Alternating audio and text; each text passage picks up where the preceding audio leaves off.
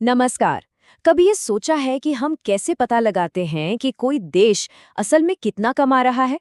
इसका एक बहुत ही दिलचस्प तरीका है राष्ट्रीय आय को गिनना।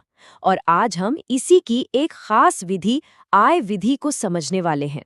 देखिए, अगर आप एक स्टूडेंट हैं, तो ये टॉपिक आपके लिए बहुत बहुत जरूरी है। तो चलिए, आज इसे एकदम आसान भाषा में समझते हैं। आज हम इन 6 स्टेप्स से गुजरेंगे।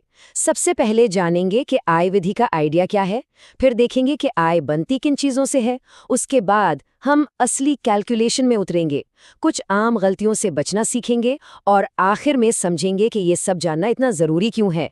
ये पूरा रोड मैप आपको टॉपिक समझने में बहुत मदद करेगा। तो चलिए, शुरू करते हैं पहले पड़ाव से। आखिर ये आय विधि है क्या? नाम थोड़ा टेक्निकल लग सकता है, पर यकीन मानिए, इसका जो आधार है, जो इसका सिद्धांत है, वो बहुत ही सरल है। आइए देखते हैं क्या है वो सिद्धांत। इसका मूल मंत्र बस इतना सा है, उत्पादन बराबर है आय के। आसान शब्दों में कहें तो एक देश में एक साल के अंदर जितनी भी चीजें और सेवाएं बनती है, उनकी कुल कीमत उन सब लोगों को मिली कुल आय के बराबर होती है, जिन्होंने उसे बनाने में अपनी मेहनत या संसाधन लगाए हैं। ये संसाधन क्या है? वही 4 चीजें: श्रम, भूमि, पूंजी और उद्यमिता। इसे केक के उदाहरण से समझते हैं, बड़ा आसान हो जाएगा। सोचिए, एक केक की जो कीमत है, वो असल में क्या है? वो बेकर को दी गई मजदूरी, जमीन के मालिक को दिया गया किराया और दुकान के मालिक को मिले मुनाफे का जोड़ ही तो है। मतलब केक का जितना उत्पादन हुआ, उतनी ही उसे बनाने वालों की कुल आय हुई। बस, अब इसी सिंपल से आइडिया को पूरे देश की अर्थव्यवस्था पर लागू कर दीजिए।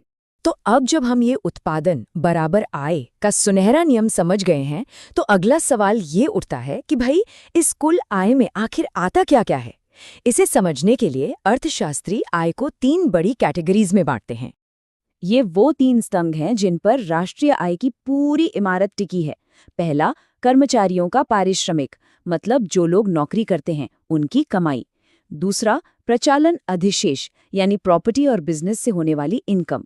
और तीसरा, स्वनियोजितों की मिश्रित आय, मतलब वो लोग जो अपने बॉस खुद हैं। चलिए, अब एक एक करके इन तीनों को थोड़ा और गहराई से समझते हैं। पहला स्तंभ है कर्मचारियों का पारिश्रमिक, जिसे हम शॉर्ट में COE भी कहते हैं। और एक बात याद रखिएगा, ये सिर्फ आपकी इन हैंड सैलरी नहीं होती। इसमें 3 चीजें शामिल हैं। एक तो नकद वेतन जो आपको मिलता है, दूसरा वस्तुओं के रूप में भुगतान, जैसे कंपनी से रहने को घर मिल गया या कार मिल गई, और तीसरा आपकी सामाजिक सुरक्षा में कंपनी का योगदान, जैसे आपके प्रोविडेंट फंड में जो पैसा कंपनी डालती है। हमारा दूसरा स्तंभ है प्रचालन अधिशेष या ऑपरेटिंग सरप्लस। ये वो इनकम है जो प्रॉपर्टी से या फिर बिजनेस चलाने का जोखिम उठाने से मिलती है। इसमें भी मुख्य रूप से 3 चीजें आती हैं: जमीन या प्रॉपर्टी से मिलने वाला किराया, पैसा उधार देने पर मिलने वाला ब्याज और बिजनेस करने पर उद्यमी को मिलने वाला मुनाफा, यानी प्रॉफिट। अच्छा, यहाँ एक और बात है। अर्थशास्त्री लाभ को भी 3 हिस्सों में तोड़कर देखते हैं, ताकि तस्वीर बिल्कुल साफ रहे। पहला हिस्सा है लाभांश या डिविडेंड, जो कंपनी अपने शेयर होल्डर्स को देती है। दूसरा है अवितरित लाभ, मतलब वो प्रॉफिट जिसे कंपनी बांटती नहीं बल्कि अपने पास रख लेती है आगे के विकास के लिए। और तीसरा है निगम लाभ कर, यानी कॉर्पोरेट टैक्स, जो मुनाफे का वो हिस्सा है जो सरकार के पास जाता है। और हमारा तीसरा और आखिरी हिस्सा है मिश्रित आय। ये उन लोगों की आय है जो सेल्फ एम्प्लॉयड हैं, जैसे कोई डॉक्टर, वकील या कोई छोटा दुकानदार। इसे मिश्रित आय क्यों कहते हैं? क्योंकि इनकी इनकम में इनकी मेहनत, इनका लगाया हुआ पैसा और इनका बिजनेस चलाने का हुनर, सब कुछ घुला मिला होता है। इन सबको अलग अलग करके देखना बहुत मुश्किल है, इसलिए इसे एक साथ मिश्रित आय कह देते हैं। ठीक है, तो अब हमारे पास तीनों चीजें हैं: COE, प्रचालन अधिशेष और मिश्रित आय। अब वक्त है इन सबको एक साथ जोड़ने का और कैलकुलेशन के पहले स्टेप को पूरा करने का। तो जब हम इन तीनों को जोड़ते हैं, तो हमें जो मिलता है उसे कहते हैं घरेलू आय। तकनीकी भाषा में इसे साधन लागत पर शुद्ध घरेलू उत्पाद या NDP एट फैक्टर कॉस्ट कहते हैं। फॉर्मूला सीधा सा है, COE + OS + MI। इससे हमें ये पता चलता है कि देश की सीमाओं के अंदर कुल कितनी आय पैदा हुई। लेकिन रुकिए, ये तो घरेलू आय है। हमारा लक्ष्य तो राष्ट्रीय आय तक पहुंचना है। तो अब आता है हमारा अगला और आखिरी कदम, इस घरेलू आय को राष्ट्रीय आय में बदलने का।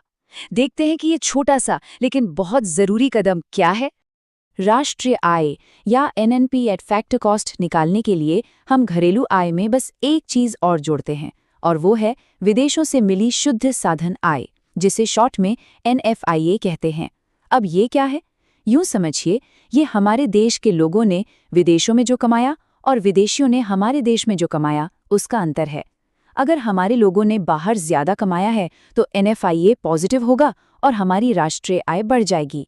और बस हो गया, हमें मिल गई हमारी राष्ट्रीय आय। अब आते हैं एक बहुत ही जरूरी हिस्से पर, जहां अक्सर लोग खासकर एग्जाम्स में गलतियां कर देते हैं। ये जानना कि क्या जोड़ना है और क्या नहीं सही जवाब के लिए बेहद जरूरी है। तो जरा ध्यान से नियमों को देखते हैं। देखिए, सबसे पहले तो हस्तांतरण भुगतान जैसे कि पेंशन या स्कॉलरशिप को शामिल नहीं करते। क्यों? क्योंकि ये इनकम किसी चीज को बनाने के बदले में नहीं मिली है, ये एक तरफा पेमेंट है। इसी तरह पुरानी चीजों को बेचने से जो पैसा मिलता है उसे भी नहीं जोड़ते, क्योंकि जब वो चीज नई बनी थी तब उसे गिना जा चुका है। हाँ, लेकिन अगर किसी एजेंट ने उसे बिकवाने में मदद की तो उसका कमीशन जरूर जुड़ेगा, क्योंकि वो एक नई सेवा है। और एक मजेदार बात, अगर कोई अपने ही घर में रह रहा है तो भी ये माना जाता है कि वो खुद को किराया दे रहा है।